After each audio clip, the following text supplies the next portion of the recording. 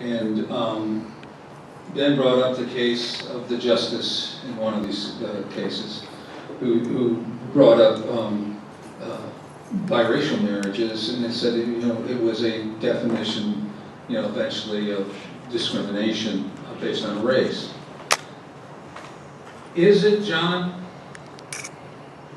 this case, make the argument that this is not discriminatory?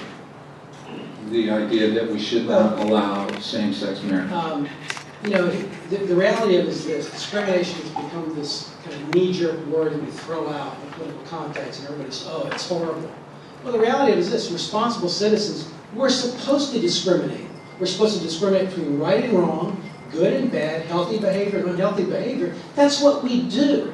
But what we've done is, it's like everything's up for grabs. Don't judge me, bro, is the kind of the big mantra of today.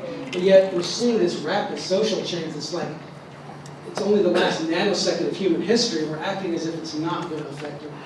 And it's going to, I would submit, it's going to have a radical effect on our society. Look at no-fault divorce. One of my favorite presidents is Ronald Reagan. But one of the things he did that was extremely boneheaded was in January 1st, 1973, I believe it was, he signed the very first no-fault divorce law in existence. And just like we see same-sex marriage, all the experts were saying this is the way to go. Feminists were saying that the lawyers out.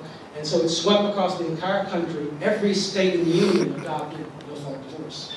What's the damage report? It's been a sociological disaster. I mean, more impoverished single moms, more irresponsible dads, more destroyed homes, because people can unilaterally leave, even when there's kids, with no justification whatsoever. But is the thinking behind your opposition to same-sex marriage based on the need of society to discriminate against gay people? Look, public policy, the reason we have law is that law encourages behavior that's healthy, discourages behavior that's unhealthy. Some behaviors are so bad we ban them, others we tax them like cigarettes, right? So I view this as like, why do we give benefits to marriage? It's like owning a home, right? Homeowners get all kinds of economic benefits that people that rent a home don't get. Is that because we think the person that rents a home is lesser in dignity or value before God or the Constitution? No, it's because people that own homes, it stimulates the economy, they shop at Lowe's, it creates safer communities, there's less crime, and so we want to encourage that behavior. Same thing with marriage. We give benefits to marriage that we don't give to my sister who's single, not gay, but living with another person all of her life. That doesn't benefit society in the same way, so that's why we don't give benefits to that same-sex couple. And so it's not a matter of discrimination, it's a matter of what's in the best interest of children, families, and the common good of society. And I would submit that keeping marriage the way it's always been is the best way to do that. I also would love to circle back to the idea of non-discrimination protections, because I think that we're in a really unique situation here in Florida where we have the freedom to marry, same-sex couples are getting married. And in Florida, you can get married on Saturday, you can go to work on Monday, you can put a picture of your new spouse on your desk, and you can get fired for being a lesbian, gay, or bisexual, or transgender here in Florida. That feels fundamentally wrong to me, and it does not feel like our duty is to discriminate against people in workplaces, in places of public accommodation, and in housing. So I would argue that it is not good for society to discriminate in that way, and what we found is that business agrees with us. Over 80% of Fortune 500 companies in the nation have non-discrimination policies that say that they do not make hiring and firing decisions based on sexual orientation, as well as gender identity or expression, and that these non-discrimination protections actually make businesses more competitive, more successful. And so I just fundamentally disagree that discrimination is good for business or good for society.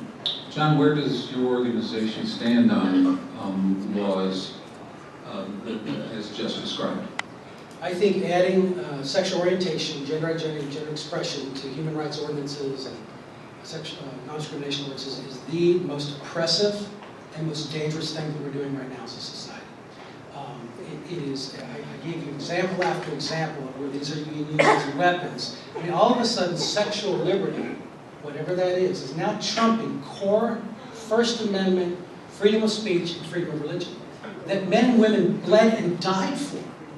It's being trumped all of a sudden by judges as if it doesn't even exist. And so this is wrong. Look, I just hired a new receptionist. She's a young lady. If she decides, unilaterally chooses to have a sexual reassignment surgery, I should be able to reposition her to another place in my law firm or fire her without her suing me for money damages and all of that. I mean, that's freedom of association, that's the free marketplace, that's America. And these laws are being used to punish people when people just unilaterally decide to change their appearance. I'm interested in that argument, because I've heard that one before, and I've always struggled with this. Then do I have the right to fire someone who puts a cross on their desk and disagrees with mine? If there's an immutable class, race, or a constitutional right, those are protected classes, immutability or constitutional protection. These new categories are just coming out of nowhere that have no history or tradition in the Constitution or otherwise.